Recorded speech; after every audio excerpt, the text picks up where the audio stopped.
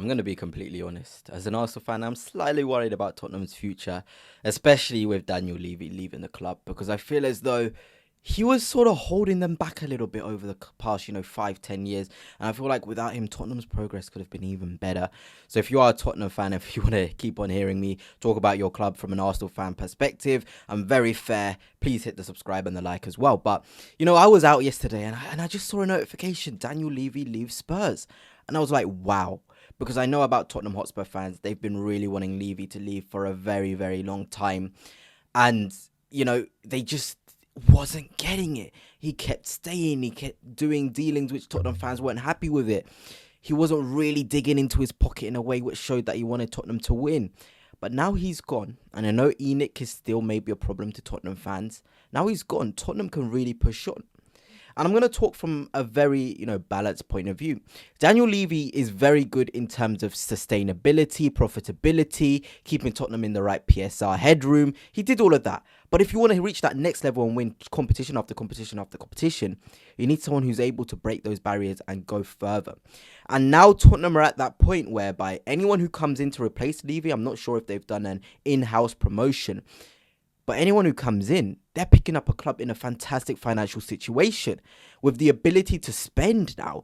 Xavi Simons, Kudus were signings looking towards Tottenham's future of buying the best of the youngsters, the best of those better players. Those signings are a sign that Tottenham want to win. Thomas Frank coming in as manager is a sign of Tottenham wanting to win. Levy leaving and somebody else coming in is a sign that Tottenham want to win. It is. It genuinely is. And I'm worried from an Arsenal fan perspective because I've always known Tottenham as that club where, they won the Europa League. I'm not going to lie. I'm going to be very honest. I was almost like, yes, I prefer them to win it because I know they're not going to make the right transfers. I know Levy's not going to dip in his pocket to make the right signings. But now if Tottenham go on to win a major honour, I'm going to be sitting there worried because I know that they've got themselves somebody who's going to be willing to spend for the big guys, put Tottenham in the hat towards those sort of players. Because I also read something saying that Tottenham don't have a single player on over £250,000 a week. I think Xavi Simons is the only one breaking that 300k per week bracket. Not 300. I think it's 200, sorry.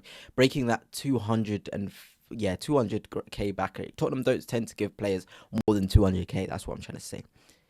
But the fact that that's happened, and the fact that that's happened after Levy has sort of left, really, means that anyone coming in again, the wage structure is going to be different. Tottenham are going to be able to afford those big players because ultimately, what is really stopping Tottenham from getting the big guys is their wage structure. It's very, very strict. They know certain guys can only be above that 200k bracket. But Xavi Simons has opened the floodgates. And I saw a tweet from a Tottenham fan saying as well that Xavi Simons opens the door to many players, to your Barcolas, to your top-end players. And I sort of do agree with that. Say Tottenham are performing from a good sporting level under Thomas Frank and they get Champions League football again. They win an FA Cup. That will open the doors to even better players who are at those clubs where you think he's very good. But to get him out, you're going to have to pay him 250k per week. Tottenham can do it. Tottenham can do it. And I don't want to see that as an Arsenal fan. But I'm also sort of respectful towards Tottenham fans because they've gone through quite a lot in terms of what Daniel Levy has done, not really investing properly. Like you look over the years, good signings, Romero, Van der Ven, even sort of bludgeoning over £250 million on the Richarlisons and the Solankis because they'll be on a weaker wage. That's not right. And this is not me dissing Richarlison and Solanke. They're good players in their own right.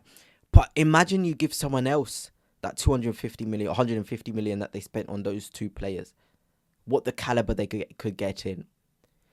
Just having a more football-based person at the club than a more business-orientated person. Tottenham go levels. They'll go levels. It's as simple as that. How many times have we seen in football that the less lawyer, business-orientated people within a club setting, the better the footballing side of things are. Look at your Brentfords, your Brightons, your Bournemouths and their recruitment. They've got guys within their recruitment department, within, those top guys in those Levy roles. Those guys of footballing people. They're thinking from a footballing point of view first, then a business point of view. With Tottenham, it's felt very business first, football second. And that's why, you see them rise and get to a Champions League final. That was the pinnacle, really, of Daniel Levy's era. We saw how good that Pochettino team was. They just needed maybe 2-3 level raisers. Guys that say, we are here, the big boys. And they would have won a couple of titles for sure.